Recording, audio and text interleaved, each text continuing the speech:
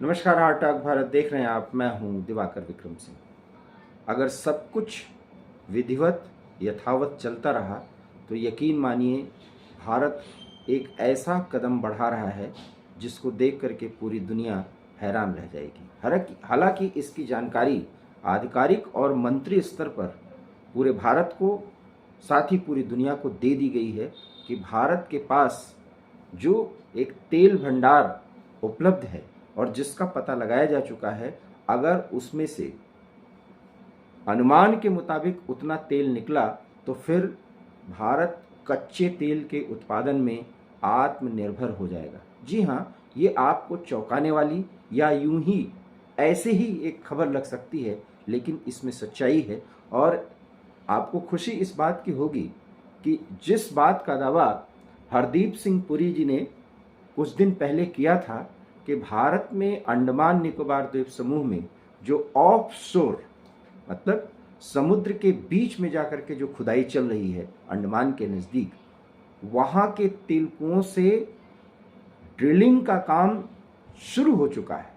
और 4 जुलाई 2025 अर्थात आज 6 जुलाई है, 2 दिन पहले जो खुदाई का काम शुरू हुआ है उसमें संकेत मिलने लगे हैं कि बहुत जल्द तेल निकलने लगेगा।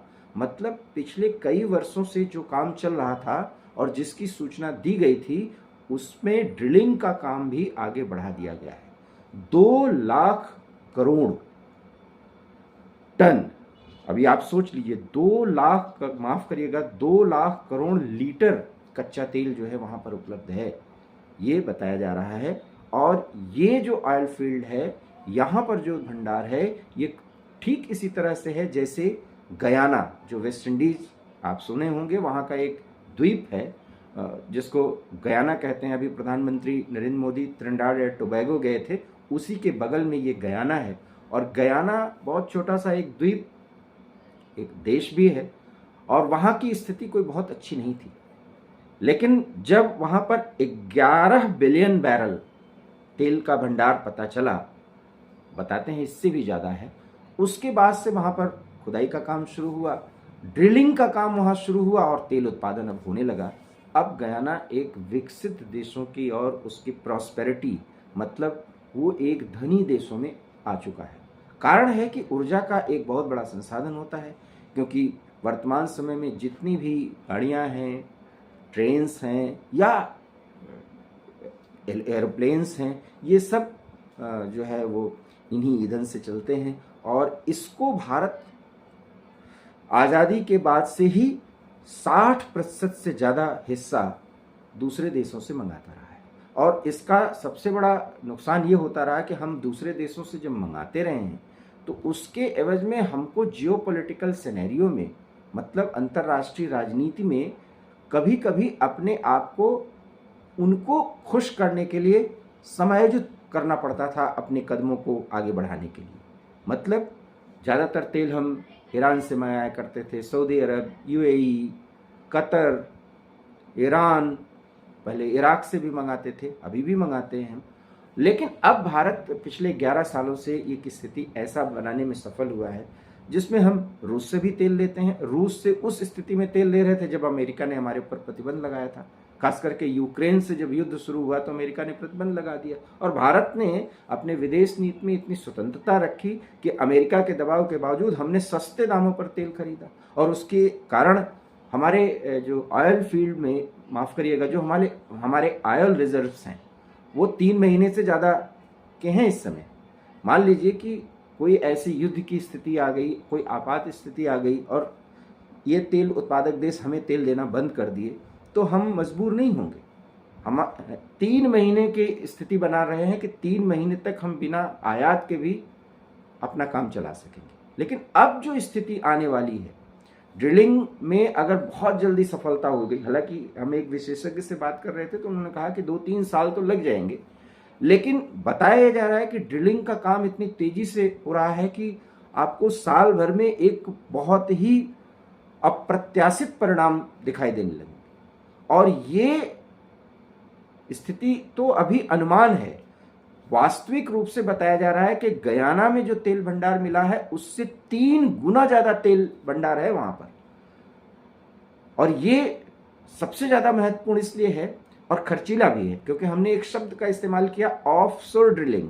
मतलब एक होता है ऑनशोर, मतलब जो ज़मीन पर हम करते हैं, लेकिन समुद्र के भीतर जाकर के और वहाँ से ड्रिल करना, उसे ऑफशोर ड्रिलिंग कहा जाता है। उस ड्रिलिंग में हमारा खर्चा भी ज़्यादा आता है, हमें महंगे इक्विपमेंट्स भी लेने पड़ते हैं। तो ऐसे में ओएनजीसी जो हमारे देश के तेल से गतिविधियों को, संबंधी गतिविधियों को निर्धारित करती है, उसको कंट्रोल करती है, वो इस खुदाई में बहुत महत्वपूर्ण भूमिका निभा रही है। और अब सरकार को उम्मीद है कि कुछ प्राइवेट कंपनियां भी इसमें इन्वॉल्व होंगी, उसके लिए बिड्स तैयार किए जा रहे हैं, उनको उनकी निविदा जारी की जाएगी। उनके आमंत्रण से और उनके इन्वॉल्वमेंट से तेल उत्पादन का काम बहुत जल्दी से और तेज़ी से होगा, क्योंकि ड्रिलिंग का काम में मल्टीनेशनल कंपनियां भी जुड़ जाएंगी और उसके एवज में वो अपने खर्चे भी निकालेंगे, लेकिन भारत को बहुत ज़्यादा फ़ायदा होने की उम्मीद है, क्योंकि ओएनजीसी अकेले मात्र एक ऐसी संस्था उस काम में अगर रहेगी, हालांकि ऑयल इंडिया भी इसमें इन्वॉल्व है, उसके बस के पूरे काम नहीं है और उतने तेज़ी से उतनी चीज़ें नहीं हो पाएंगी।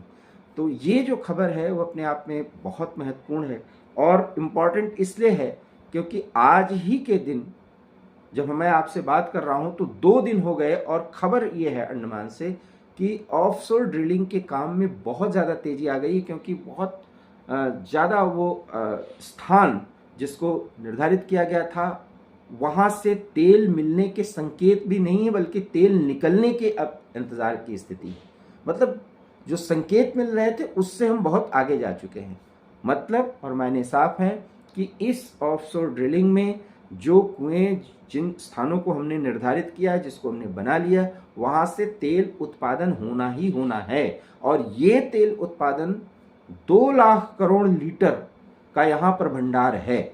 2 लाख करोड़ लीटर का मैं आपको बता रहा हूँ, और बताया ये जा रहा है कि इससे 3 टाइम ज़्यादा इस अंडमान परिक्षेत्र में तेल और प्राकृतिक गैस जिसका हम इस्तेमाल करते हैं घरेलू ईंधन के लिए, जिसके लिए हम कतर से 20 साल का समझौता किए हैं। कतर अगर नाराज हो जाए, क्योंकि वो गल्फ कंट्रीज़ है, माफ़ करिएगा, उन्हें इस्लामिक देश भी कहते हैं, और इनको हम इन्हीं 2 चीज़ों के कारण हमेशा पुचकार के रहते हैं, इनके हिसाब से रहते हैं। हालांकि ये कोई बहुत बड़ा दबाव अब बना नहीं पा रहे हैं।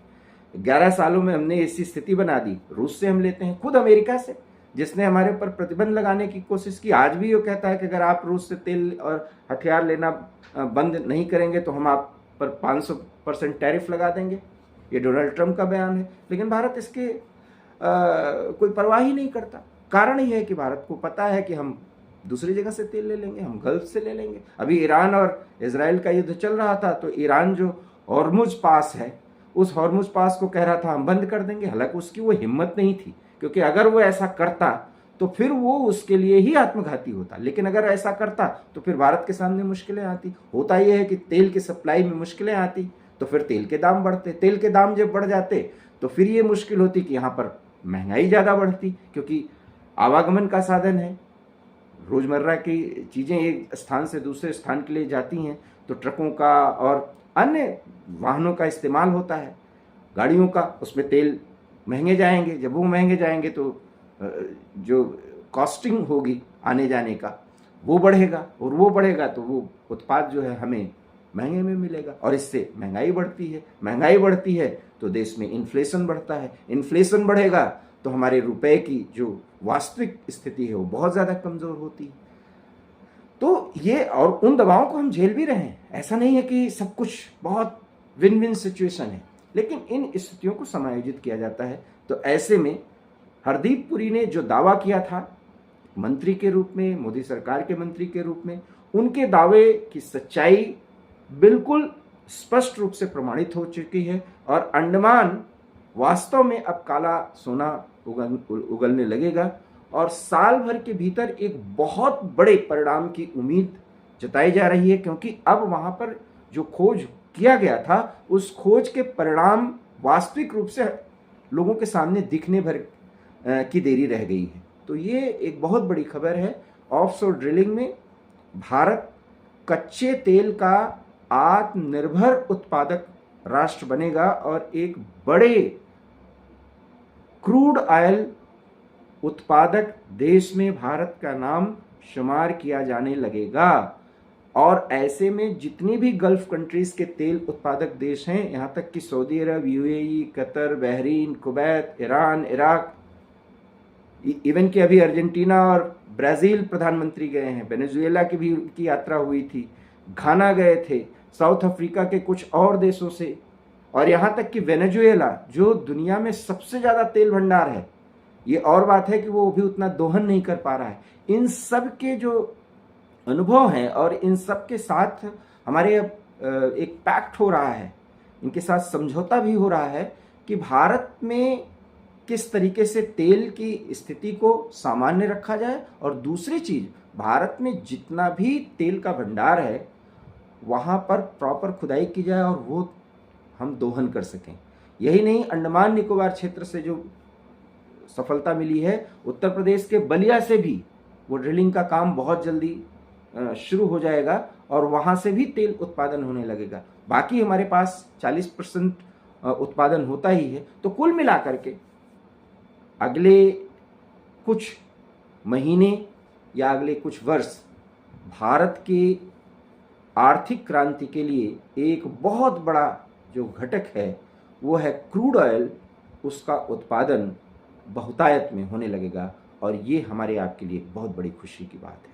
अगर आपको अपने देश पर गर्व है और इस उपलब्धि पर गर्व है तो प्लीज़ इस वीडियो को लाइक कीजिए, इसे शेयर कीजिए, हमारे चैनल हार्ट टॉक भारत को सब्सक्राइब कीजिए। बहुत बहुत धन्यवाद। नमस्कार।